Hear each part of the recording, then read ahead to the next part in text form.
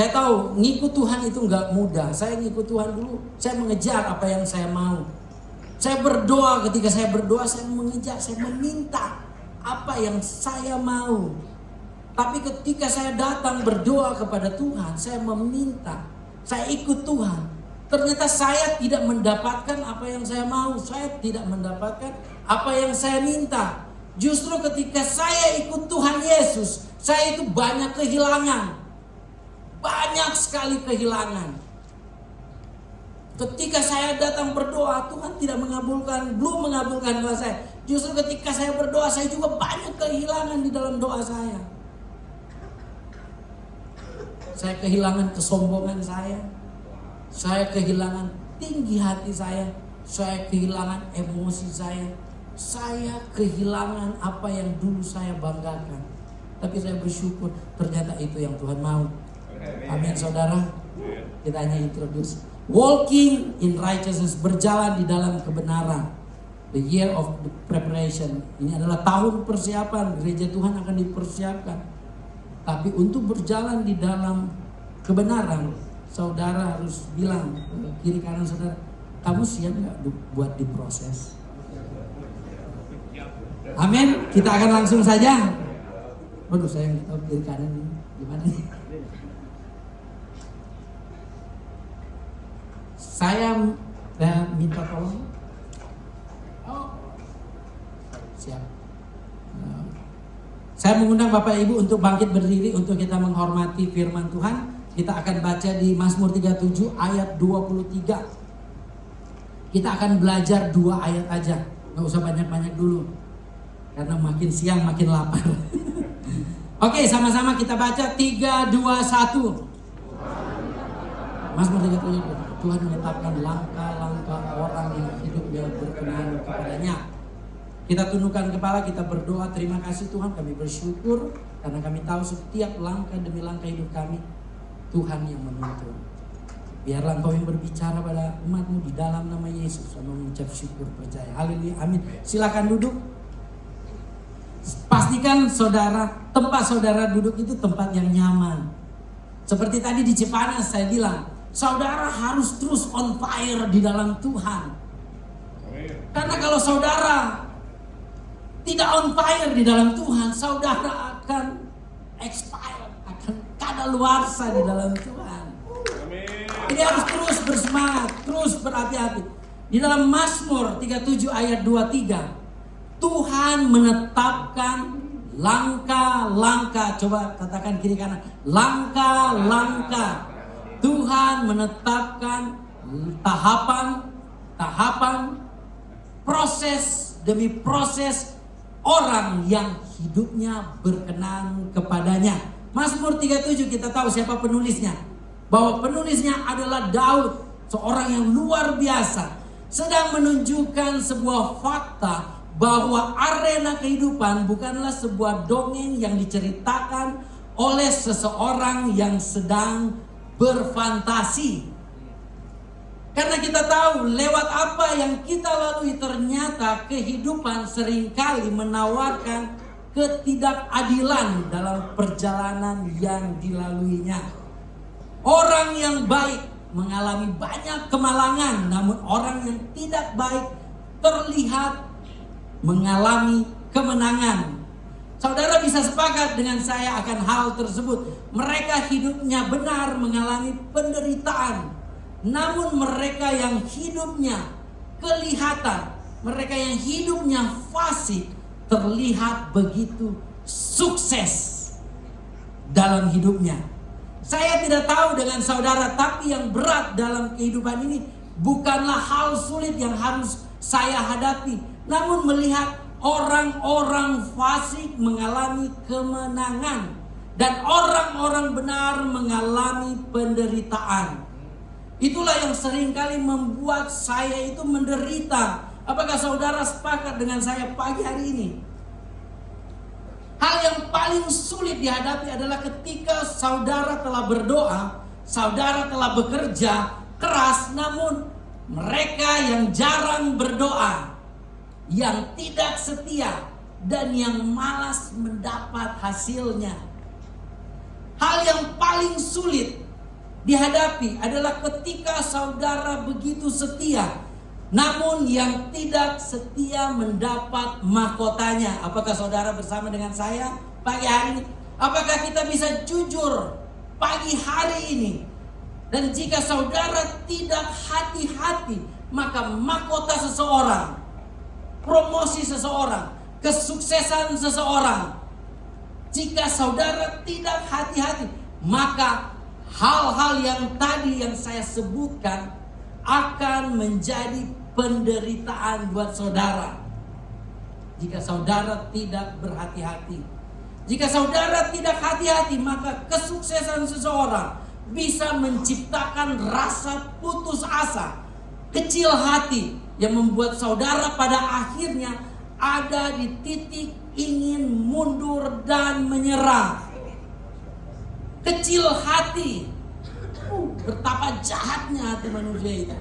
Kecil hati, dia sangat pintar, licik.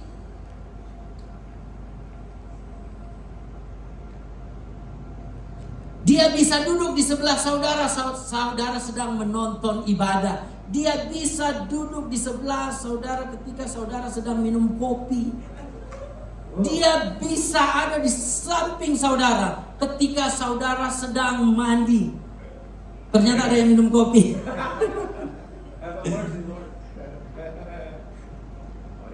Saat saudara bersiap-siap untuk mandi, sehingga pada akhirnya kita mulai mengatakan, kenapa Tuhan ini tidak adil? Saya yang seharusnya diberkati, bukan dia. Dan pemazmur di sini mengerti akan hal tersebut, sehingga dia mengatakan di ayat 23, agar kita pun bisa mengerti kehidupan dalam dunia ini. Dan dia katakan, Tuhan menetapkan langkah-langkah orang benar. Langkah yang baik atau langkah yang buruk dia tetapkan.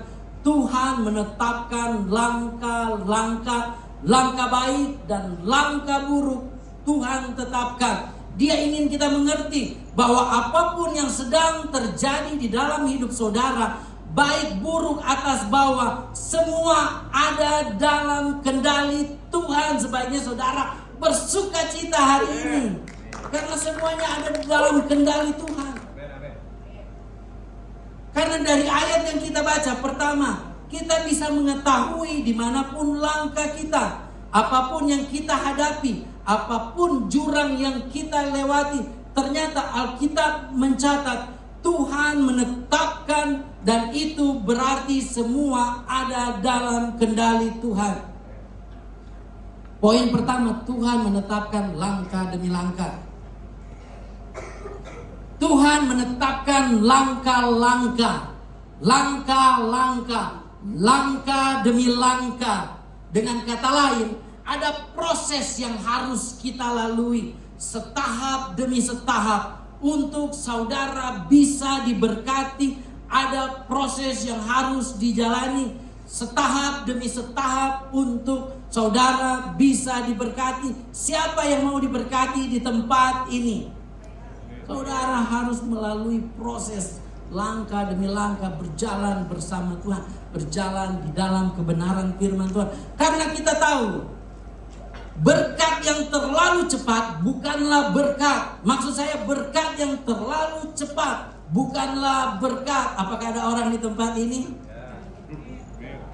Bapak yang baik bukanlah bapak yang selalu memberikan berkat kepada anaknya. Namun Bapa yang baik adalah Bapa yang tahu bagaimana mengatakan tidak sekarang kepada anaknya, karena berkat akan menjadi kutuk jika diberikan terlalu cepat. Bisakah saya ulangi? Berkat yang diberikan terlalu cepat akan menjadi bumerang yang merugikan kita. Saudara pasti ingat perumpamaan anak yang hilang. Saudara ingat ceritanya kan? Saya percaya di tempat ini baca Alkitab semua kan? Bagaimana dia harus mengalami banyak penderitaan karena berkat yang dia miliki, yang dia dapatkan belum waktunya. tepat sebelum waktunya yang dimiliki anak yang hilang membawa dia sampai harus memakan ampas dari makanan babi. Saya ingin saudara mengerti pagi hari ini, Tuhan tidak pernah mempersiapkan berkat-Nya buat saudara. Dia sudah punya itu karena dia sumber berkat itu sudah ada di dalam tangannya. Tuhan tidak pernah mempersiapkan berkat-Nya buat saudara, namun Dia mempersiapkan saudara untuk berkat-Nya. Colek kiri kanan. Tuhan sedang mempersiapkan Anda, kamu, untuk berkat yang akan Dia berikan. Dan kesalahan yang sering kita buat adalah meminta Tuhan merubah masalah yang ada, ketika Tuhan ingin memakai masalah yang ada untuk merubah kita. Jadi jika pagi hari ini berdasarkan kebijaksanaan Tuhan, jika saudara tidak menemukan istri saudara berubah, artinya suami yang harus berubah. Jika suami tidak berubah, artinya istri yang harus berubah. Saya suka hal itu. Super sekali. Jika usaha belum berubah, sepertinya saudara yang harus berubah. Jika pelayanan belum berubah, artinya kita pemimpinnya yang harus berubah. Jika status belum berubah, artinya nilai saudara yang harus berubah. Prinsipnya adalah siapa saudara yang mempengaruhi apa yang akan saudara lakukan. Bukan apa yang saudara lakukan yang penting, tapi kenapa saudara melakukan itu yang penting. Amin. Maksud saya, melakukan yang benar berbeda dengan melakukan sesuatu yang benar. Saudara bisa cermati kata demi kata. Saudara bisa melakukan apapun yang benar dengan cara yang baik, dengan teknik yang sempurna. Namun jika motifnya salah, akan menjadi salah. Silakan tanya kepada orang Farisi yang ditegur Yesus. Jika saudara tidak percaya, saudara mungkin tahu ceritanya.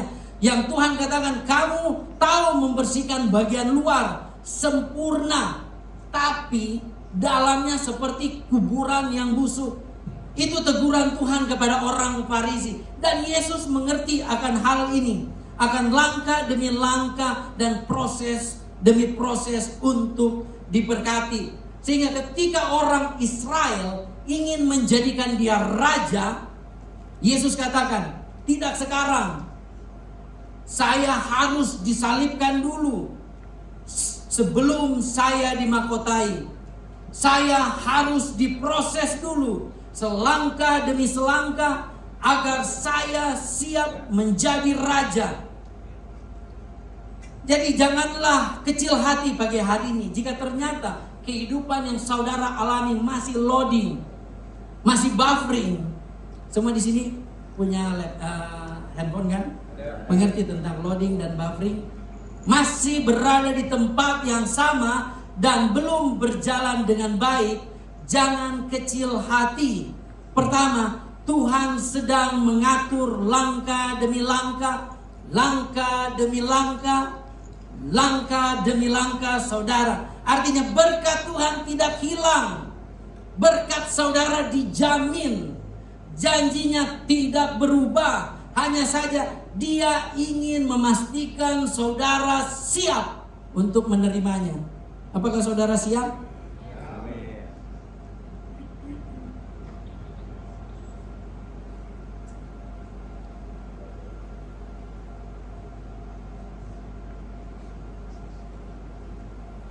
Dengan melalui proses demi proses, proses demi proses yang Dia tetapkan, dengan maksud mengembangkan saudara sehingga berkat yang sudah tersedia bisa saudara nikmati dan tidak menjadi bumerang buat saudara. Tuhan tidak membicarakan anggur baru, yang Dia bicarakan adalah kantong lama. Anggur baru sudah ada, sudah dipersiapkan. Sebelum bahkan saudara dilahirkan, yang belum dipersiapkan adalah kantong anggurnya. Berkat saudara tidak kemana-mana. Hanya mengertilah cara Tuhan memberkati umatnya. Artinya jangan skip langkah demi langkah yang Tuhan tetapkan. Karena setiap kali saudara tidak berhasil dibentuk oleh proses, oleh langkah yang Tuhan sudah tetapkan, maka saudara bisa pergi ke ujung dunia manapun, saudara bisa pergi kemanapun saudara mau, namun akan selalu bertemu dengan situasi-situasi yang sama. Jangan kecil hati jika kehidupan belum seperti yang kita harapkan, karena proses demi proses, langkah demi langkah yang saudara lalui adalah tanda bahwa saudara bukan orang fasik, namun orang yang berkenan kepadanya, seperti Mazmur tadi. Tuhan menetapkan langkah-langkah orang yang hidupnya berkenan kepadanya. Jadi yang kedua, saudara tidak perlu kecil hati jika saudara belum seperti yang saudara harapkan. Karena proses demi proses yang kita lalui adalah indikasi, tanda kita bukanlah orang fasik, namun orang yang berkenan kepadanya.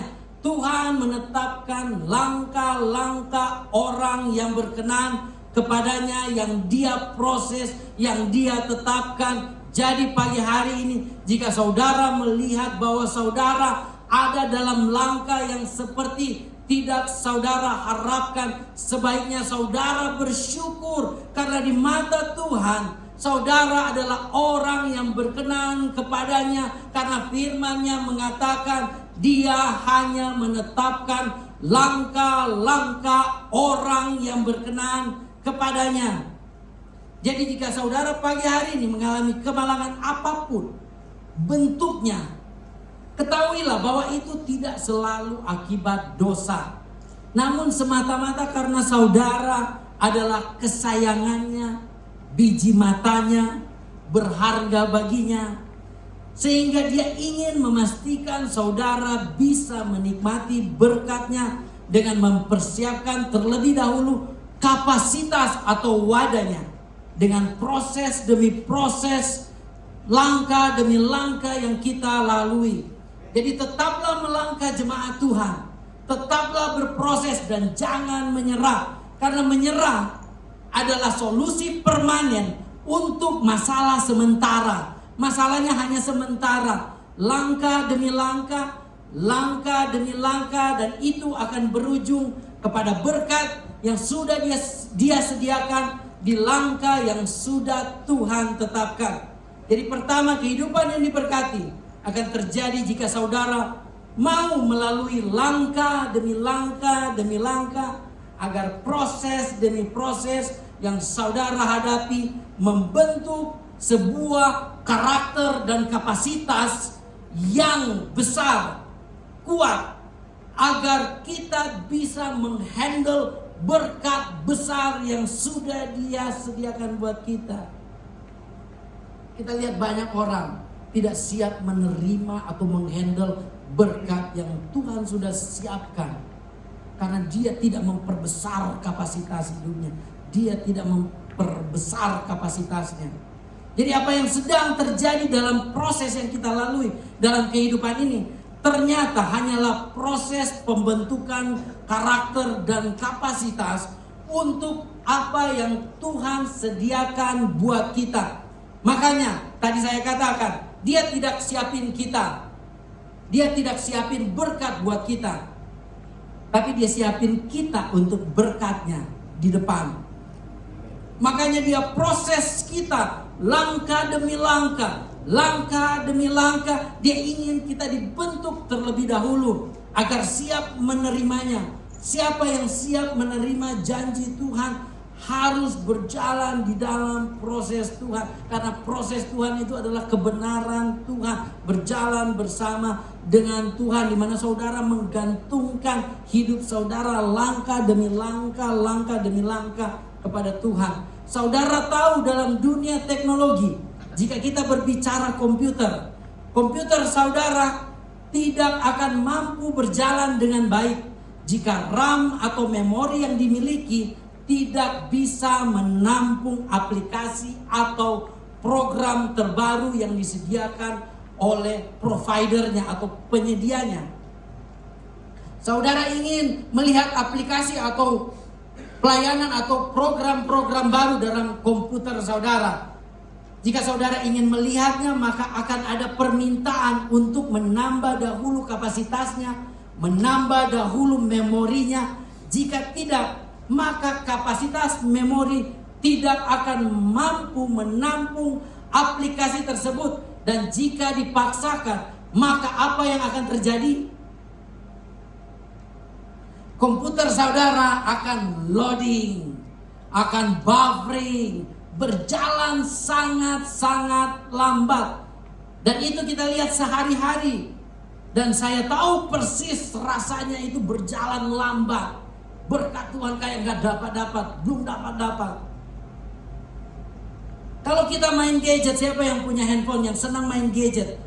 Kita sedang buka handphone atau punya handphone main gadget atau laptop, buka komputer, akan loading terus menerus. Saya tahu persis rasanya, dan itu yang akan kita lalui dalam kehidupan sehari-hari.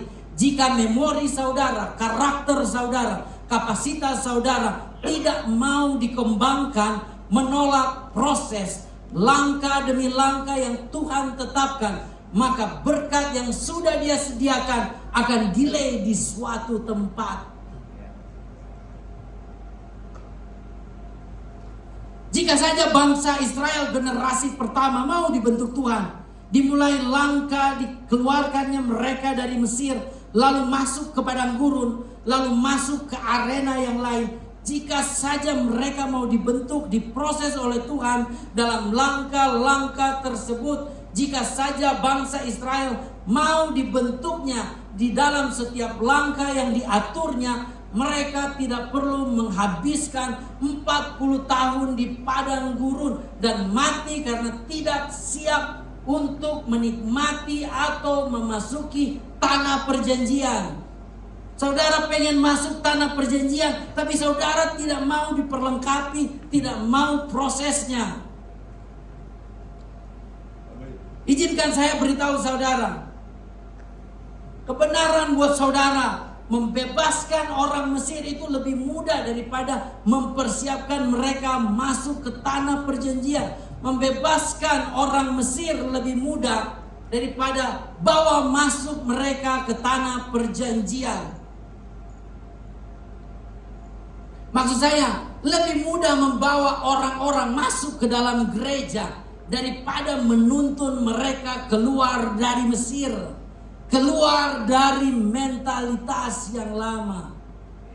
Jika buah roh tidak berhasil diciptakan dalam sebuah proses, dalam sebuah langkah demi langkah yang Tuhan tentukan, maka loading, maka buffering akan terjadi dalam hidup saudara setiap waktu. Saudara mungkin sudah melakukan apa yang harus dilakukan. Entah itu saudara sudah upgrade, entah itu saudara sudah mengupdate, entah itu saudara tambah memori kapasitas, atau apapun saudara sudah lakukan untuk supaya hidup saudara tidak buffering. Namun ternyata setelah semua dilakukan, ternyata hidup saudara pada saat hendak maju masih mengalami keterlambatan. Saudara sudah mulai merubah beberapa hal dalam hidup saudara, namun ternyata aspek kehidupan saudara masih juga berjalan lambat. Pernahkah saudara mengalami hal tersebut? Saya akan tutup dengan satu ayat terakhir. Kita akan buka di dalam Wahyu 2 ayat 1 sampai 5. Tempat di mana saudara duduk, kita akan baca bersama-sama. Wahyu 2 ayat 1 sampai 5. 3, 2, 1. Tuliskanlah kepada malaikat jemaat inilah firman dari Dia yang pegang ketujuh kali tangan kanannya dan jalan di atas 3 kaki emas itu.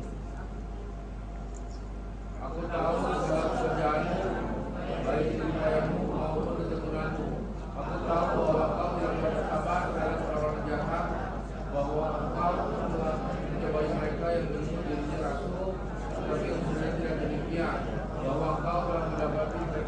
susah.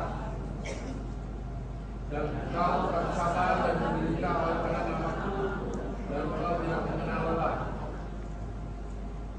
Namun demikian, itulah kau, karena engkau telah mengenal kasih yang semula. Sebab itu ingatlah betapa dalamnya engkau telah jatuh, bertobatlah dan lakukanlah yang semula kau lakukan. Jika tidak demikian, aku akan datang kepadamu dan aku akan mengambil kaki kakimu dari tempatnya jika engkau tidak bertobat. Wahyu 2 ayat 1-5. Tuhan berjalan dan dia mulai mengevaluasi gerejanya.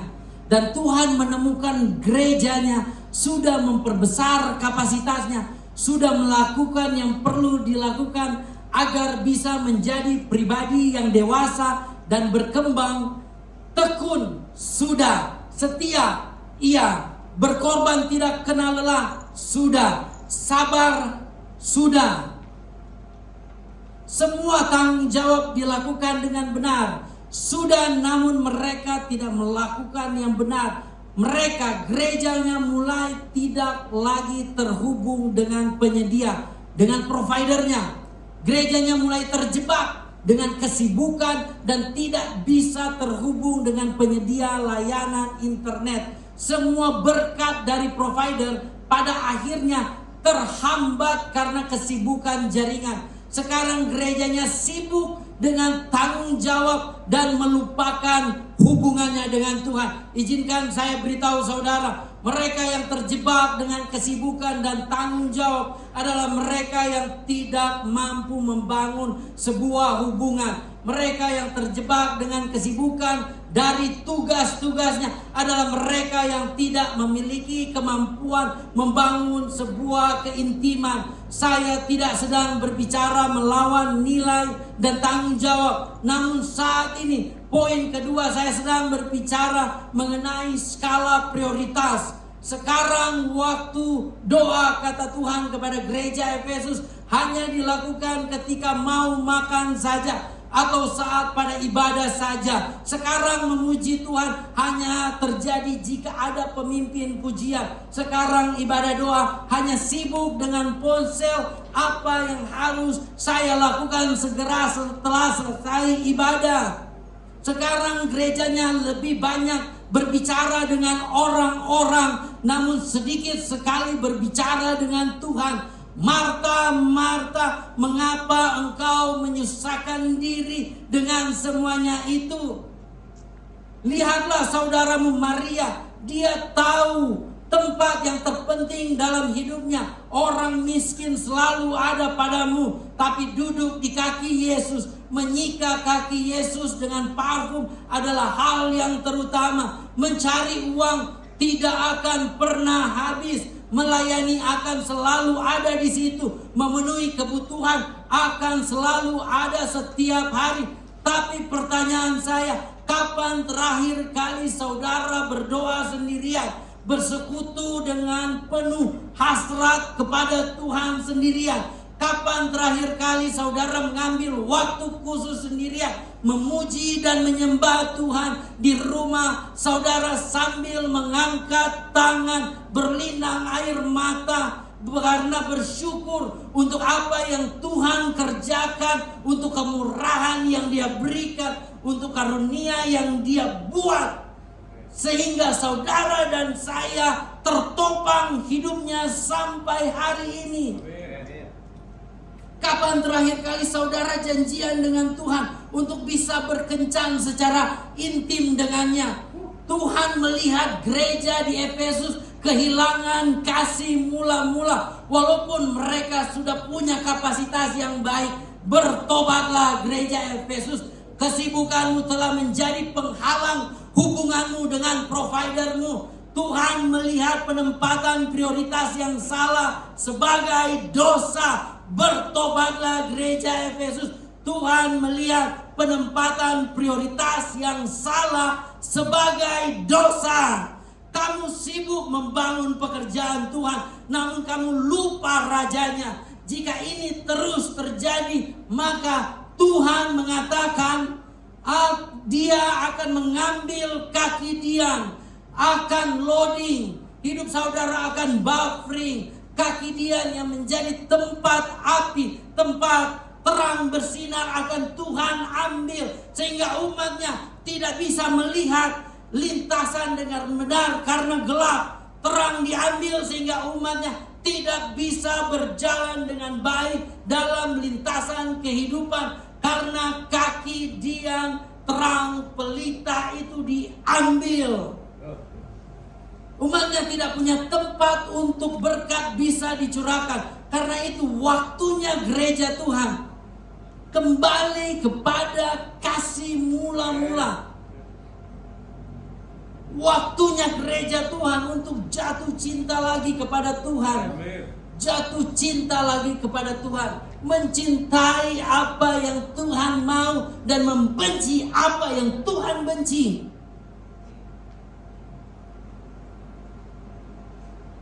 Waktunya gereja Tuhan. Ketika ada ibadah, saudara tidak sabar lagi untuk datang ke ibadah. Ketika waktunya doa, saudara tidak sabar lagi harus pergi ke ruangan doa.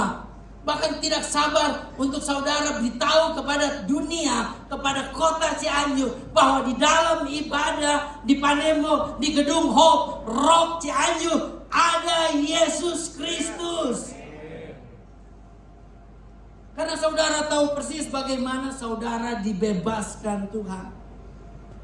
Bagaimana saudara dulu terikat dan dibebaskan Tuhan. Ditolong Tuhan saat saudara menderita. Maksud saya, saudara punya kesaksian yang brutal.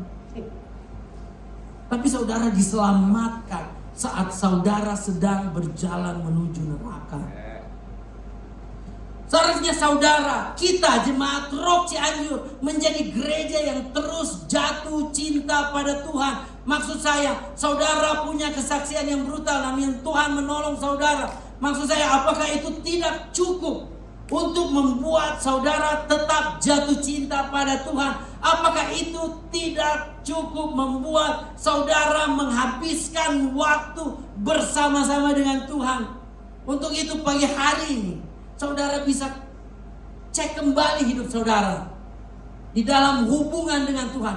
Apakah saudara terkoneksi atau jaringan saudara terlalu sibuk? Apakah terhubung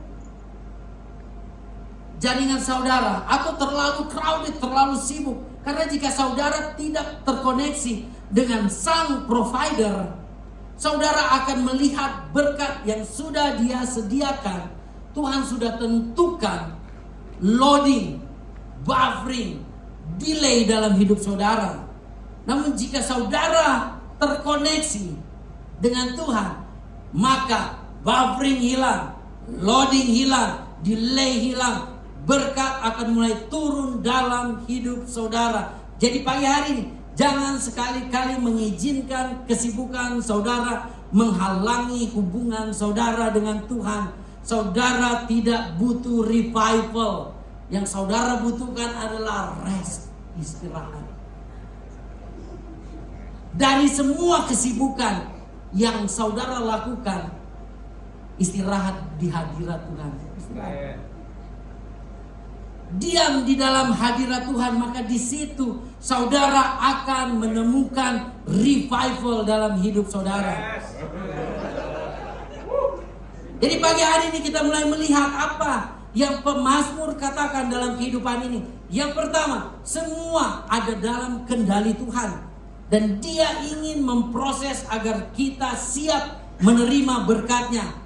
Baik memproses agar kita dewasa dan besar kapasitasnya, agar bisa menghandle berkat yang sudah Dia sediakan. Dan juga memastikan bahwa keberadaan kita yang kita lakukan, kedewasaan kita sesuai dengan motif yang kita miliki, di mana kita hanya ingin menyenangkan Tuhan, memuliakan Tuhan, dan mengasihi Tuhan saja.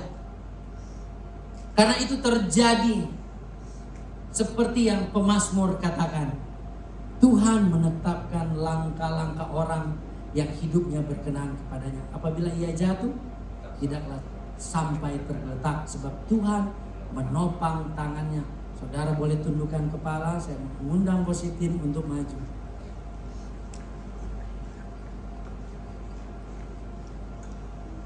Saudara harus melihat hidup saudara. Kalau saudara mengalami proses saat ini, sebenarnya saudara sedang berjalan dengan Tuhan.